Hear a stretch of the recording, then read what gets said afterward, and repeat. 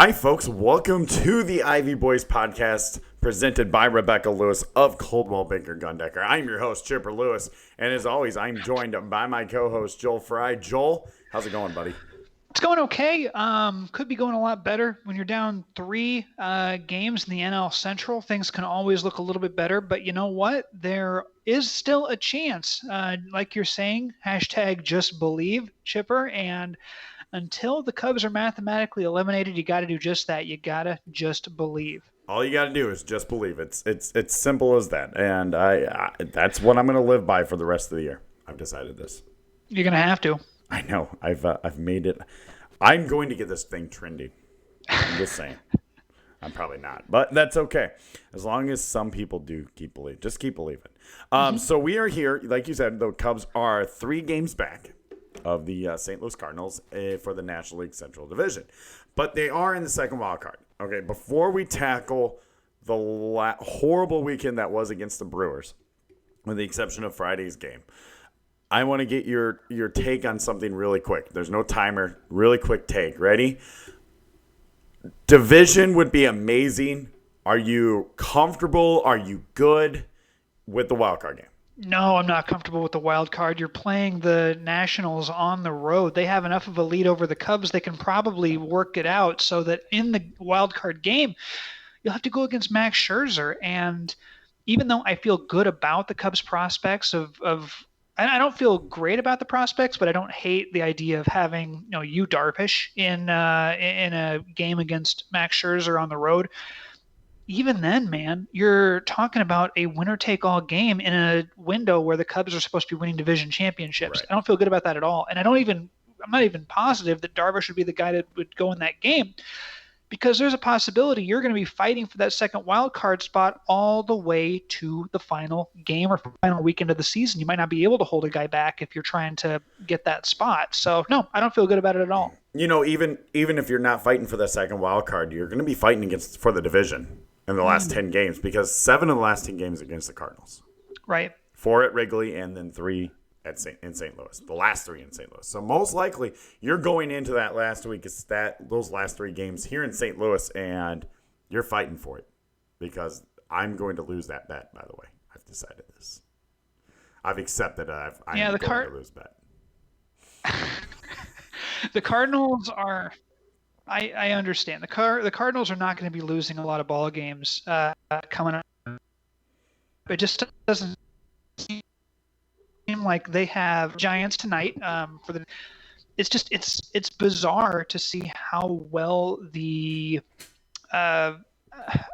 they've played lately, especially with the lull of Paul Goldschmidt hasn't been playing very well. Right. They lose their closer and they're still eking out wins. It's tough to stomach if you're a Cubs fan watching all of the issues that the Cubs have had so far this season. Right, and even when we win, they're playing the Giants. The Cardinals are playing the Giants. They play the Reds, and it's like, yeah, we played them also, and that's part of the reason why we were in first place for a lot of the time. But now the Cardinals' schedule has gotten easy, and that's why they're in first place, because of that. So we've all played the same people. It's just a matter of when you play them. Right. And not only that, but the Cubs can't afford to lose ever at this point. I mean, you're down 3 games. Yeah. I mean, do you feel confident that the Cubs are going to be tied or leading the division when the final 10 games of the season come down to it? I personally do not. I don't, but you got to stay within 3. Yeah, you got to stay within. Absolutely, you got to stay within 3. The Cubs are 74-63, so they've got 25 games left this season. Yeah. 25 games. If you fall any more than 3 games out, you're practically toast at this point. Yeah, I agree. You got to stay within 3 games. You stay within 3 games going into that first St. Louis series. Was it in a couple weeks, next week or something like that? I think it is. Something like that. I have it right here. Let's see. That just quit on me. The 21st. That's great. I know they're playing the 21st. Yeah, the 20th, 21st, 22nd. I'm sorry, the 19th, no. 20th, 21st, and 22nd. The 19th. So 2 weeks. 2 weeks. In 2 weeks, you've got to hold serve. Yeah, you do. 4 against Milwaukee, 4 against San Diego, and then 3 against Pittsburgh and 3 against Cincy. And then it's St. Louis. You absolutely can steamroll those teams. Don't know if this no team reason not will, to. but they absolutely can. From a pure talent standpoint, they are head and shoulders above anybody they play for the rest of the season, including the Cardinals. The Cubs are a more talented team. They've just been a less productive team, top down from the lineup, not 1 through 8, every position. Yep. Okay, so that brings us into our first discussion. So the Cubs were coming off that huge sweep in New York against the Mets. They went into Friday's game against the Brewers and did what they did in New York. The offense was there. Pitching was perfectly timed. And the Cubs just steamrolled the Brewers in that first game. And then they forgot how they won. How they went on that 4-game winning streak, I guess. It was a horrible, horrible weekend in that sense because the Cubs could have definitely at least gained a little ground. St. Louis was playing that 2 doubleheaders back-to-back. They did lose one of them, but at least you could have stayed within a game and a half or 2 if you had just played like you could. So the horrible weekend, Joel, frustrating to say the least. Yeah, it was disheartening. Honestly, I've got to give credit to the Cardinals for winning 3 out of 4. You play back-to-back doubleheaders after getting rained out. You play 11. They're playing 11 games in 9 days. Hopefully, fatigue factors into their next few games here. And if they do lose 3 of the next 4 or the next 6, whatever, then the Cubs need to pounce on that. But yes. it was the fact that the Cubs didn't score over the weekend, which is a sentence that just bothers me to have to say out loud. But they didn't score a single run over the weekend. It was the fact that the Cardinals won more games than the Cubs played this weekend. Yeah. That's the part that really hurts, and it compounds the fact that the offense was struggling over 2 games. And it was weird. It was just a microcosm of the season because you're feeling really good winning 4 in a row or 5 in a row, but you win 4 kind of statement-y games in a row. You beat the Mets. 2 of those games very difficult. Yeah. Victories over great pitchers. You look like you overmatched Friday. You feel like you are the better team. You outclass them, and then you fail to score. I don't know if it's a bad approach at the plate, if it's tightening up when there are men in scoring position. But the Cubs at one point were 0 for 23 with runners in scoring position. That is not the mark of a winning ball club, and it's something that is so tough because to go 0 for 23, that means everybody has to be failing. It's not a couple of guys who are in a slump. It is a collective team lot of effort, even though, they want. Look, they're not trying to fail with runners in scoring position. I don't know if it's pressing. I don't know if it's bad approach at the plate, if it's just pitcher buckling down or bearing down or what. But it's something that needs to be fixed. And at this point, I don't think it's going to be fixed. You have 25 games that left this year.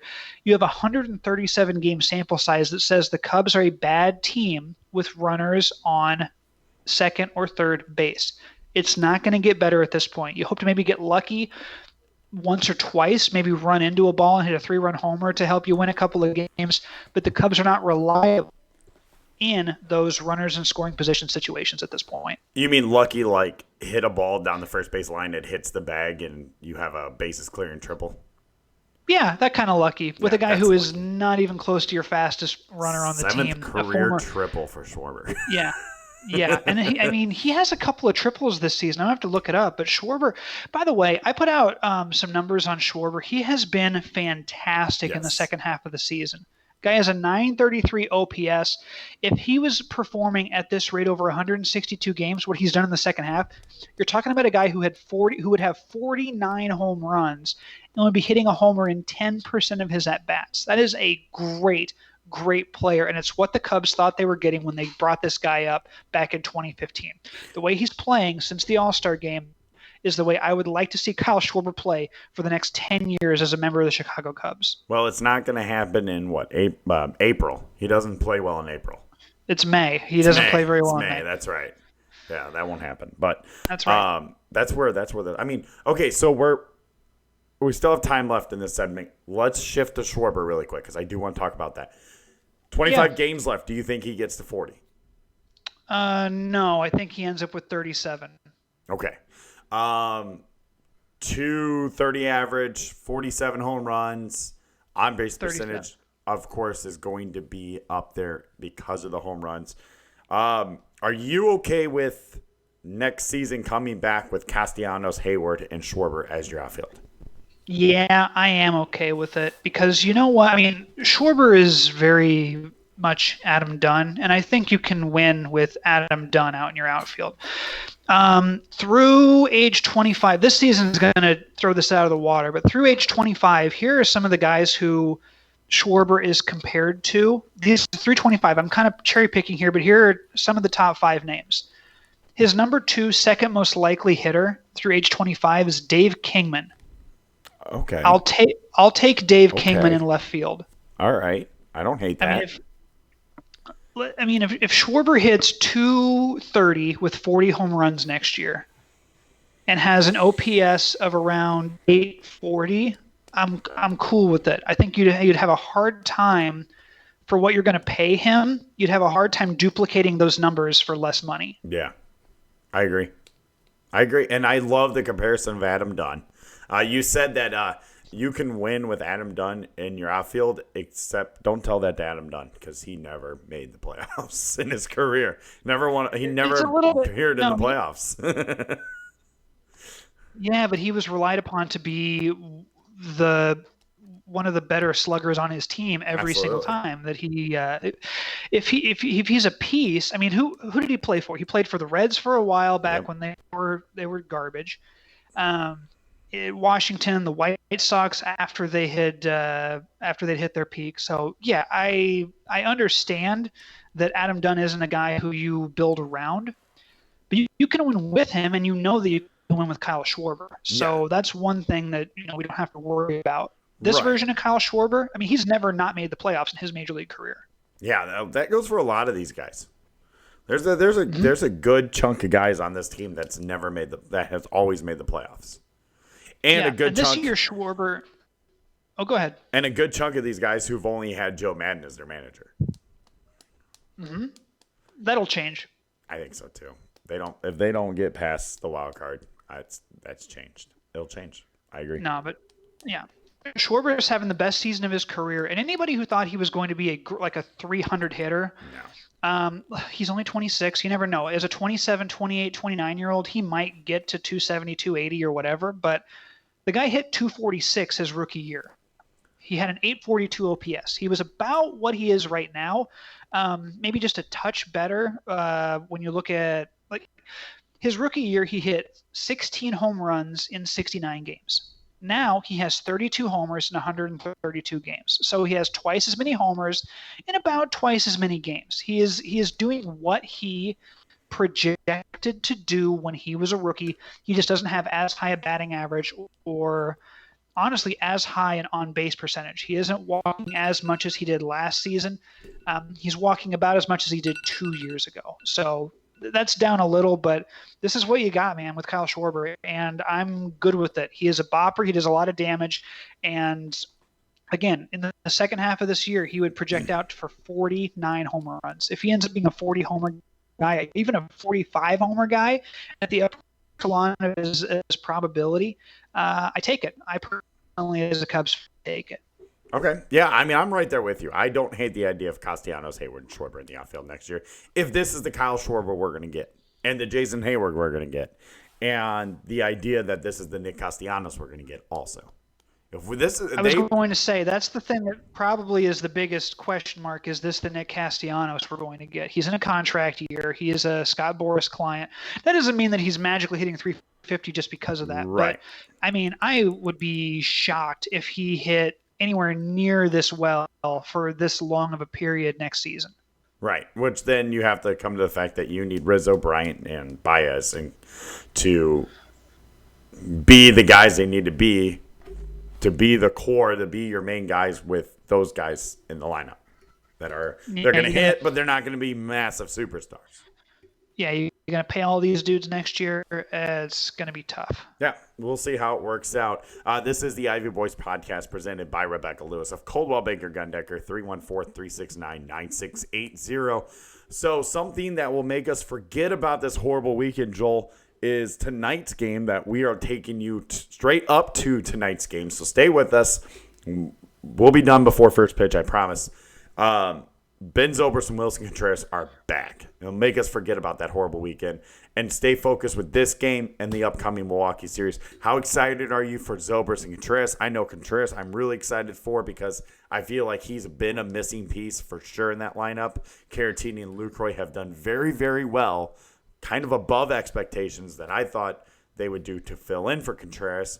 But Willie's back now. Zobrist is back. That is the big news, of course, is can Ben Zobrist be that leadoff hitter that we're looking for? I don't think he can. I don't mean to be a bummer. I'm more excited for Wilson Contreras. I expect nothing out of Ben Zobrist except one thing he has that I don't think you can lose by being away from the game for a while is his eye. I do honestly think, since he's seen some live pitching, he was down here in Des Moines, went and saw him a couple of weeks ago. That was fun. Even though he didn't get a hit that day, saw him, Almora, David Bodie. It was really shocking to be able to pay $11 to see basically the 2018 Chicago Cubs. Right. And we did notice that he was taking a lot of pitches. So you're working. He's able to work a pitcher. That's never going to go away for him. If he's 45, he can still work a pitcher. What happens at the end of that at bat? I have no idea, but it'll be a 6 or 7 pitch at bat. That's something that is valuable at the leadoff spot because then you let the guys behind you see everything the pitcher has, or at least everything the pitcher is going to work with in the first inning. But I don't think he's going to be a get on base more often than Jason Hayward did in the leadoff spot, which is kind of troubling because Jason Hayward's on base as a leadoff hitter was 250. Yeah, it wasn't good. But you're talking about a guy. No, it was bad. It was really bad.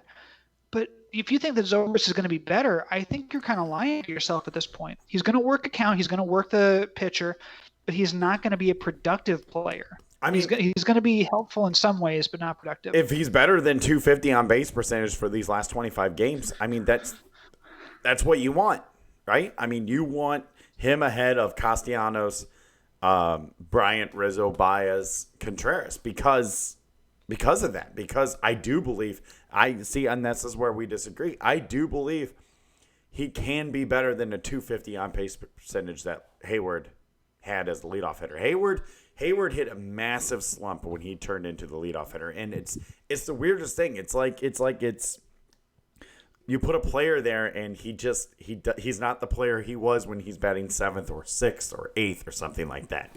I mean, what's the mindset there? Like, why do you think that they're trying too hard? They're overthinking the at bats? They're not just going with what they know?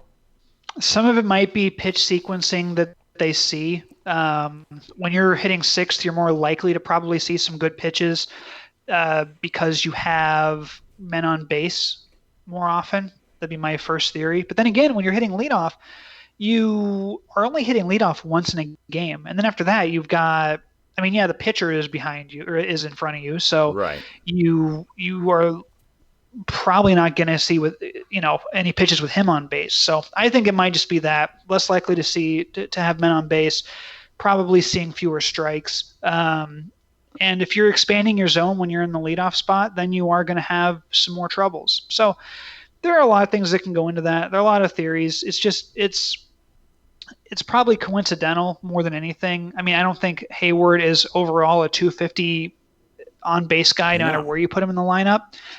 But truth be told, it is baffling. Zobrist, by the way, not slugging at all this year. 1 extra base hit in 99 plate appearances, right. But he does have a 343 on base. So, Chipper, you may very well be right. He might be a guy who you expect him to have a better than 250 on base from the leadoff spot. Absolutely. I still think he's just more of a guy who's going to be able to work the count.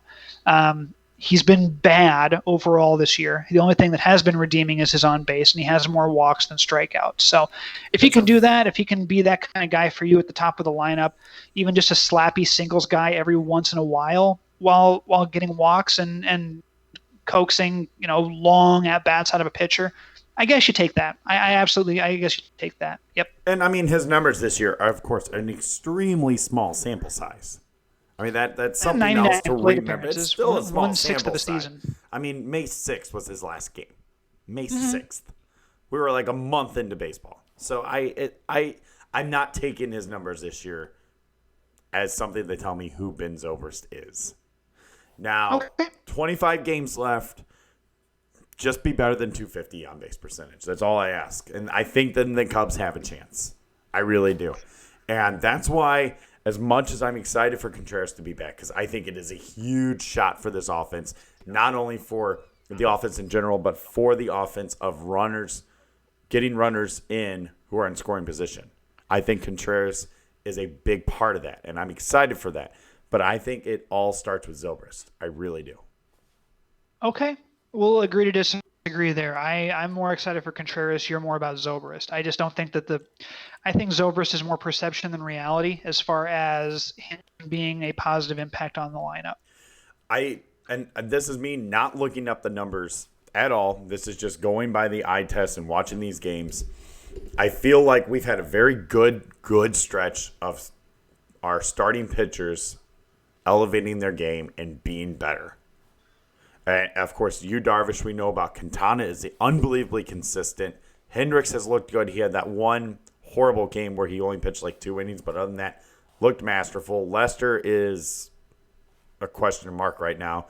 Same with Hamels, but I feel like the pitching staff has gotten better, and I attend that to the fact that Jonathan Lucroy and Victor Caratini, who are better at pitch framing and being an actual catcher than Wilson Contreras is, I think that's part of it. And I think that we're going to lose that with Wilson Contreras. But I'm willing to take what we're going to gain over what we're going to lose with Wilson Contreras behind the plate. Does that make sense? Am I making sense here? You are. I mean, in the best way that you can. Contreras has been probably he's a 20 home run guy. No, I mean, I yeah, get that. Caratini has been valuable. He's been a really good piece back there, and he's done a pretty good job defensively too. But Contreras' arm is hard to quantify. It's extraordinary. Yes. His back picks, his ability to get guys out Absolutely. on base, his ability to manage John Lester. And Lester, pitched well his last time out there, but I do think that he's missing Contreras behind the plate a little bit, honestly. Okay. The ability with the bat from Contreras as a guy who he has an 890 OPS. He's one of the 4 or 5. Gosh, you could even say he's one of the 3 best hitters sometimes, if depending on how Rizzo's doing. But I would put him probably the 4th best hitter on the team. And when you have him in there, your lineup really sets up much more nicely. So at what point do you think, with 25 games left, again, we're hammering that there's only 25 games left, to get Contreras going back off this injury, do you see him playing left field at all, just to get his bat in the lineup, and then you can have Vic Caratini or Lucroy catch? Do you see a scenario where Contreras can play a couple games in the outfield? I think you got to ease him into the role. I mean, with his hamstrings, I think it would be beneficial for you, especially against left-handed pitchers, to put him out there in left field. I think that is absolutely the way to go. I agree. And even if Rizzo has a hard time over at first base, maybe throw Contreras over there every once in a while. I would say maybe something that would happen once, over a 2 or 3 week span. If you're in a stretch where you play a lot of games and Rizzo maybe needs a breather, throw Contreras over there at first base. But primarily left field, maybe 4 on catching, 2 in the outfield over that time with a day off. So he plays 6 out of every 7 games over what is that? So he plays 18 of the final 25 games or 20 of the final 25 games, and 15 of them are catching and 5 of them are in left field. I'm good with that. Which one of them easily could be Saturday. This is the Ivy Boys podcast presented by Rebecca Lewis of Coldwell Banker Gun Decker. 314-369-9680. The upcoming Brewers series. And what I'm saying, one of those games could be Saturday because you have Yu Darvish pitching. Yu Darvish pitches to Vic Caratini. There's absolutely no question about that. I see a perfect scenario, where Contreras is going to play a different position because they need to have him get at bats and get going again. That's me not knowing who the Brewers are throwing out there.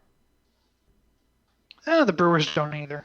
The Brewers have no idea, and frankly, they're a baffling team. The Oh, Cubs it's never should have lost. I mean, you look at those games where the Cubs lose. You don't score a single run, you're not going to win a game. But in it, one game, Craig Kimbrell giving up a 3-run homer is what made it look so.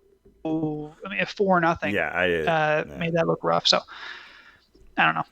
The Brewers. I don't think they're a very good team, man. I just don't. I don't either. And they're, according to MLB at bat, they're throwing Gio Gonzalez that day. So that is a perfect scenario that you could see Contreras in left field instead of Schwarber and Vic Caratini catching. Because Vic's going to catch Yu Darvish. I do strongly believe that.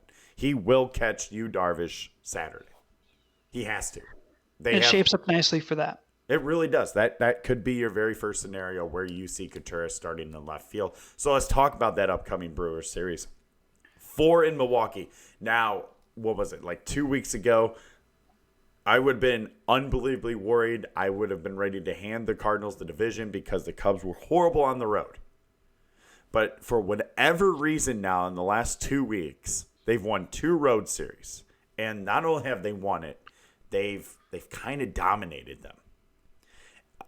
I'm not as worried for this series as I was because, like you said, the Brewers aren't a good team. And I what was it, 2 weeks ago, counted the Brewers. They're done. I said the Brewers were done, right? It looks like I'm probably right on that one, which is awesome. You were probably right. I was probably right on that one. So are you as nervous like you were 2 weeks ago, would have been 2 weeks ago, or are you a little bit more calm like I am going into this series against Milwaukee? No, I'm relieved. The Cubs have gone from being maybe the second worst road team in the National League to the fourth worst road team. I mean, what more could you ask for as a Cubs fan? Honestly, It's exciting. I think this is your opportunity to just bury the Brewers. They're down 7 games in the standings in the division, and what are they? 4 games off of the second wild card? Yeah, 4 games off. So this is your opportunity to just step on their neck at this point and knock them out. By the way, the Cubs are 3.5 games out, it looks like, from the second wild card or first wild card. So yeah, unlikely that they're going to be able to. I mean, they have as good a chance to win the division as they do get the first wild card. Only difference is they don't play Washington again, and they play the Cardinals 7 times. So, good opportunity there. They have actually a better opportunity to win the division than they do to get the first wild card. Yes, because the Cardinals play the Nationals coming up. Yes, go Nats. Go Nats. Please, Washington, secure the first wild card. Do it. It'd be really great. It'd be great if the Cardinals, if the Cardinals had to play you in Washington for the wild card game and the Cubs made that happen and the Nationals made that happen, that would be pretty sweet. I would take that. But this is the opportunity to bury the Brewers. Yes. Bury Bernie. The only person you're worried about in that lineup is Christian Yelich, correct? Since it's not at Wrigley Field, yes. Otherwise, I would say Ryan Braun is frightening. But yeah, I'm not really worried about anybody else. Well, that's if Christian Braun Yelich plays. is your end-all be-all. Yeah, I mean, that's if Ryan Braun plays, of course, because he's kind of dealing with back soreness. But Christian Yelich, so a couple of years ago, and you remember, what was it, 2015 or 2016, the Nationals came to town, and the Cubs walked Bryce Harper, I think it was like 9 times in that series. Why? 9 times. 9 times. Why would you not approach Christian Yelich the same way this weekend?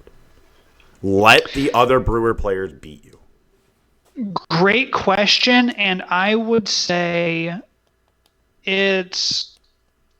I don't want to say it's too bold for Joe to try because he's done it before. Right. Why would you throw Christian Yelich a strike? Exactly. That's a great question. Exactly. I say there's a 40% chance that Joe does. The only difference being that was done at Wrigley Field, and he might be more hesitant to do it on the road because the home team gets the last at bat. Home team has the advantage, and I say because of that, it's less likely that Joe does it, but it's not impossible to believe that he would do it. Yeah, it's not out of the realm of possibility. I I'm all for it. I'm all for it. I mean, the guy's got like 43, 45 home runs. I'm all for it. Totally get that. By the way, so I'm just sorting stats here on MLB.com. Batting first. So the Cubs, when batting first, or the first hitter of the game, so leadoff hitter for the Cubs, collectively, do you know what the Cubs' collective batting average at the leadoff spot is? 186. It's 202. Oh. The second worst team in baseball is the St. Louis Cardinals. So the Cubs are the worst hitting leadoff team in baseball at 202. The Cardinals hit 221 out of the leadoff spot. So It's unreal. Yeah. So the Cubs are 19 points worse than the Cardinals. If you go 19 points from the Cardinals, you're up to the 24th worst team in the league, or the 24th best team in the league. So the Cubs, the difference there is worth 5 spots between the Cardinals and the next team. That's wow. The Cubs are by far the worst hitting team out of the leadoff spot in baseball. Not even close. I don't know what to tell you. I mean, it's a hole. It's a void that we've been trying to fill ever since Dexter Fowler left. Yes. And just haven't been able to. And maybe it gets addressed this offseason. Maybe you think about a second baseman who could be your leadoff hitter. I don't know. I don't know where they go. I mean, it's few and far between, I think, to have a second baseman that could be your leadoff hitter. Because if you're dead set on Castellanos, Hayward, and Schwarber in your outfield, then that leadoff spot has to come from second base then. Yep. Oddly enough, with runners in scoring position, the Cubs have the 8th best OPS in all of baseball. Not batting average. They're not great hitting. They're 20th, but in terms of doing damage when there's a runner in scoring position, they're 8th in all. Which is weird because they almost never score runs in that situation, it feels like. That's exactly what it feels like. But, I mean, if you look at Chris Bryant's numbers, who Mr. Not Clutch, he actually is clutch in those situations. He's quite clutch, yes. He's very clutch in those situations. That's okay. Correct. That's okay. All right. Really quick, before we move on to our last topic. In that series, the first game of that series, the upcoming Brewers series, is Thursday night. Are you, yes or no question, going to be watching it on your phone or keeping track on game day? I'm keeping track on game day. Okay. And I am not changing the channel during commercials. I am stuck on the NBC broadcast of the Bears game the entire time. I love the Cubs. They play every day. This is something I've been waiting for the last since 8 the double months. doink. Yeah, man. I was so depressed that night. I asked my wife. I was beside myself. I didn't know what to do. I had friends over, and to just watch that happen in real time was so disheartening. I had my buddy who's an Eagles fan over. Did I tell you that? Have I told you that before? No, you didn't. I did. We had an agreement before the night. And then it came down to the last 2 minutes, and we both were just way too, like, we were really getting into it. We weren't mean to each other, but we definitely broke our agreement. My buddy, who is a Vikings fan, was over, and he felt bad for me. The double doink. Like, because, and the Vikings have never won they're 0 for 4 in Super Bowls. They had the 1998 season where they went 15-1 and then missed a field goal wide or right or whatever by Gary Anderson. So they know what heartbreak is like, and in that moment he felt genuinely bad for me. So because this is our last season of redemption. This is our last podcast before Bears season comes on. And that's where I want to go here really quick with everybody. We talk Cubs. We are a Cubs podcast. We're in the middle of a pennant race, okay? Mm-hmm. But you have to understand, we are going to have a segment every week for Bears football. Sure. Because we are Bears fans. We are diehard Bear fans. One of us, lifelong, other, just converted. And that's okay. That's okay. But just a heads up, we do talk Bears football on here because this is going to be an exciting season. I have put my $50 bet down that they're going to win the Super Bowl. It's in. My I have $50 not, bet but I is totally in. should. Yes. $50 gets you 700. Wow. Okay, that's a pretty good deal. Yeah, I mean, what? Then you're out of All right. $50 if they don't win it, but that's all right. Yeah. So Not like what? I'm out $700. So I am, yes, I am going to be the same way. I have not decided if I'm going to watch it on my phone or not, the baseball game. I very well might. It's really funny because my buddy who's the Eagles fan is coming over to watch this game. Oh, nice. Yeah, so and my sister will be there, but I think I'm still going to have it on my phone. I have to watch. I do. Because it could be an unbelievably awesome night, or it could be like the worst night ever in my life. Yeah, I'll just check it on. I'll just keep it on game day. I'm going to keep it on game day so that I can look down and see the little in play, comma, runs with the parentheses. In-play That's runs. maybe my favorite thing to see on a phone. In play, comma, runs when the In-play Cubs runs. are hitting.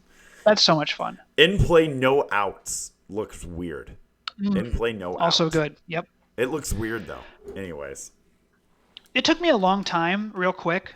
If anything we do is real quick, to understand that when there is a long pause, I thought like my phone was buffering or something. But usually that's a challenge play. yes. When something happens and it's like he's out at first or grounds out to first baseman, and then I'm just like, why? That was the third out of the inning. Why is nothing happening? And then suddenly it goes single to infield single. I'm like, Yes, that can be confusing. Absolutely. Absolutely. In-play runs can be confusing sometimes. I like the in-play runs dramatic. and you're like, okay, so this is either a single, double, and if there's nobody on, you know it's a home run. That's when you know it's a home run. That's what's That is so exciting. Right. That's exciting. Yep. Anyways, this is the Ivy Boys podcast presented by the MVP Realtor of the St. Louis area. Joel, you remember last week we talked about Rebecca Lewis of Coldwell Banker Gundecker having a house on the market. She just put a new one on, right? And we said 2 weeks. I gave her like a week, 2 weeks. It was going to be sold. Remember this conversation we had about that? Yeah, I do. You promised that she would have it sold. Well, not only did I promise a week, guess what? It sold in 24 hours. I would be surprised unless it's Rebecca Lewis. So I can't say that I'm terribly surprised. Yes. Rebecca Lewis sold another house. Took her 24 hours to sell this one. Rebecca Lewis of Coldwell Banker Gundecker can answer all your questions related to selling your home fast.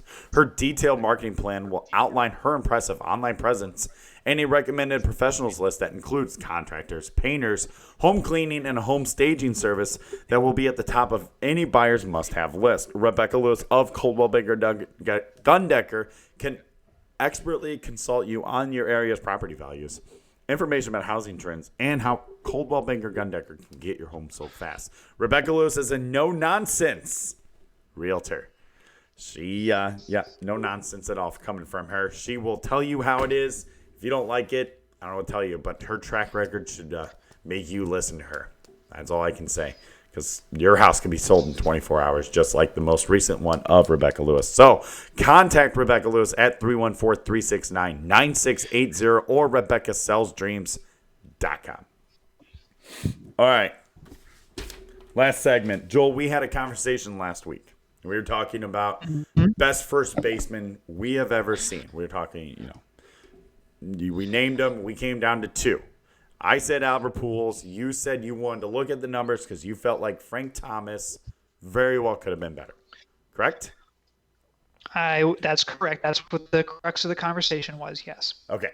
You went out and wrote an article after you found out your information. Again, great article. Check it out, theivyboys.com.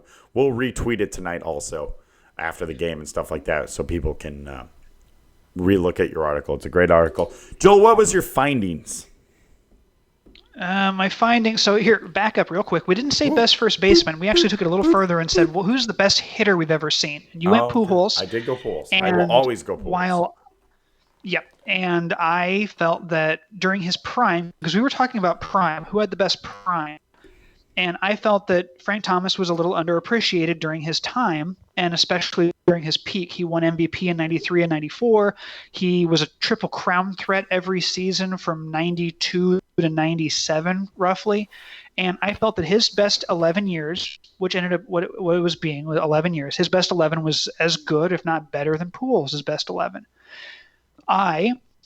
After extensive research, was proven wrong. Albert Pujols is without a doubt the most impressive hitter we have seen in probably the last 40 years who hasn't been completely and explicitly tied to performance enhancing drugs. Because if you do that, then Barry Bonds is your guy. Yes. If you throw that caveat in there, Bonds he probably had two peaks, one from 1990 to 1996, and then one from 1998 to 2004. Correct. 2005, maybe. So 2004. So those were his two peaks. But you look at Pujols' best years, 01 to 11, he was better than Frank Thomas in every single category with the exception of walks and on-base percentage because Frank Thomas had so many walks. So Frank Thomas, a better eye, great power hitter, but not the power hitter to the degree that Pujols was. Pujols was and is still a historically great power hitter to start his career out. He hit the ground running from day one with 37 homers in his rookie season and did not slow down until 2012. It was phenomenal to go back. We lived through that era, Chipper, and still looking back at that, I feel like I took him for granted because I thought of him more as a Cubs killer who had impressive numbers, and it turns out that he was one of the greatest right-handed hitters in the history of the game. I would say better than Miguel Cabrera. Yes, absolutely. I benefited from living in St. Louis during that era. So I knew what I was seeing with Albert Pujols. Mm-hmm. That's why to this day I will tell you Albert Pujols is the best hitter I have ever seen in my lifetime, and that is I still think he was better than Griffey. I still think he's better than Griffey. I do, and it just it is the factor that I saw Pujols day in and day out for the prime of his career, and it was marvelous. I know he absolutely killed my team, but it was just I don't know how to describe what it was like seeing that. It was majestic is a word that comes to mind. First ballot Hall of Famer, should be unanimous, comes to mind. But I don't think he will be because either. of his last few seasons. I think that's hurt him quite a bit. Yeah, I agree, but he should be. I agree 100%. I don't think he will be, but, man, that prime years, that 10, 11 years that he put up those numbers, there was nobody better. There was nobody better. And look, I mean, we're talking Miguel Cabrera real quick. He had a great run, too, in his prime, but his best 11 seasons not up there with Pujols or Thomas. Right. Close behind, but not quite there. If it wasn't for Barry Bonds, Pujols would have at least 2 more MVPs. That's true. And then maybe people would be having more of that discussion if it wasn't for Barry Bonds in those early years. I don't know. That's where I'm at. I will stand by that. I will argue till my face is blue that Albert Pujols is the best player we have ever seen. So far. As the key. Okay, that is bold. He does have 100.3 career wins above replacement, which is by far the most among active players. Second place is Mike Trout with 72.5. So Pujols has 28 more wins. Mike Trout will catch him because Mike Trout is 12 years younger. Yeah. Mike Trout's good. Enjoy that. Very much younger. I think it's $119 gets you MLB.TV every year. If you don't live in California, do yourself a favor. Find it in your budget and watch Mike Trout, because as I'm sitting here and can't find words to describe Albert Pujols and what it was like watching him on a day-and-day basis, Mike Trout is going to be better. Yes, so Pujols through age 27 Pujols had 54.9 wins. 54. Trout has 18 more wins than him with 1 month to go, and he typically accumulates a win or two per month. Now, could you see that as being the difference being where the position they play?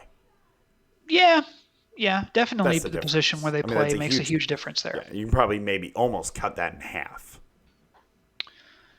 If because he's a of the first position. baseman, Yeah. I don't know about cutting it in half, but I mean, you're talking about a guy who also steals a lot of bases.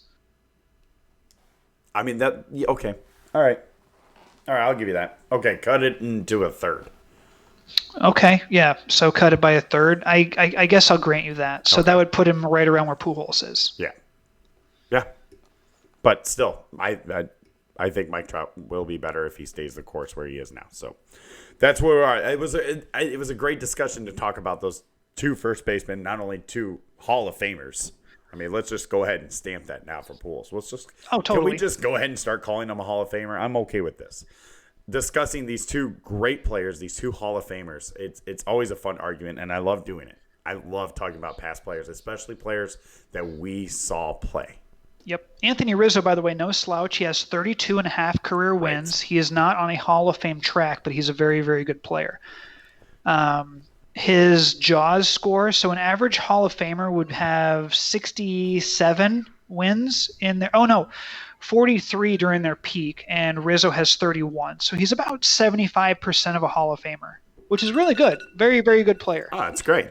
That's great. Best first, arguably one of the best first basemen in Cubs history, if you consider Ernie Banks as a first baseman. Yeah, I would say he's top three, and I don't count Ernie Banks as a first baseman, even though I think he might have played more games at first base than he did at shortstop. That's a fun trivia question. Yes, that would be something to look up. Okay, so where are we? We're done. This is the Ivy Boys podcast presented by Rebecca Lewis of Coldwell Banker Gundecker, 314-369-9680. We are, it's 7:03. It's almost game time. Really quick, Joel, final thoughts. Go. The Cubs are going to improve their contact with Zobrist at the top of the lineup. That much I'm pretty sure about because they probably are going to see a few more pitches. If he gets more walks, they're going to see more strikes with a man on base, something they missed with Hayward. So I do anticipate that the Cubs, at the very worst, split against the Brewers. They better take 3 out of 4 because the Cardinals don't seem like they're going to be losing any games anytime soon. Of course, I say that and watch them lose 5 in a row, Right. and the Cubs suddenly are a game out next time we talk. But I feel like it's necessary for the Cubs to at least split against the Brewers this next weekend. Yeah, I mean, my final thought is piggybacking on yours. You have to split. I'm with you. You have to split. 3 out of 4 is preferred. Sticking with what I'm doing. 25 games left. # just believe. Just believe because you have 7 games against St. Louis Cardinals. Stay within 3 games and you have a shot at this division. If you're not within 3 games when starting on September 19th when St. Louis comes to town for those 4 games, it's going to be hard pressed to win this because I do get these 7 games, but gosh, you got to keep it close before you, because if you are 2 games out with that 4-game series, that's pretty good because you have to think that you are going to at least split it. That's where I'm at. Just believe. Just keep believing this team can do it. And wouldn't it be just icing on the cake if the Cubs just swoop in and take this division from the Cardinals? That'd be great. Living here in St. Louis would absolutely love that. I would be all for it. It would be awesome. And then, yeah, then you go from there. Then we talk there. But let's get there first. Let's win this division. Then we'll talk playoffs. That's where we're at. That's right. So that's it for us, folks. By the way, go ahead. Rizzo, without question, a better first baseman than Ernie Banks was. There you go. There you go. Yeah. One last stat from Joel. That's it for us, guys. Follow us on Twitter, the Ivy Boys. Follow me on Twitter at Chipperstrike3, just the number 3. Follow Joel on Twitter at Fry Sports Radio. Like and subscribe to this YouTube page. We need viewers. We need subscribers because we need sponsors to get you merchandise. That's what we're going for. So definitely like and subscribe to the YouTube page, please. Like us on Facebook, everything like that. You know the rundown there. Go to our website, theivyboys.com. You'll see great content like Joel's recent article the Big Hurt versus the Machine. It was awesome. I think as soon as I saw it posted, I read it, and it was everything I wanted it to be.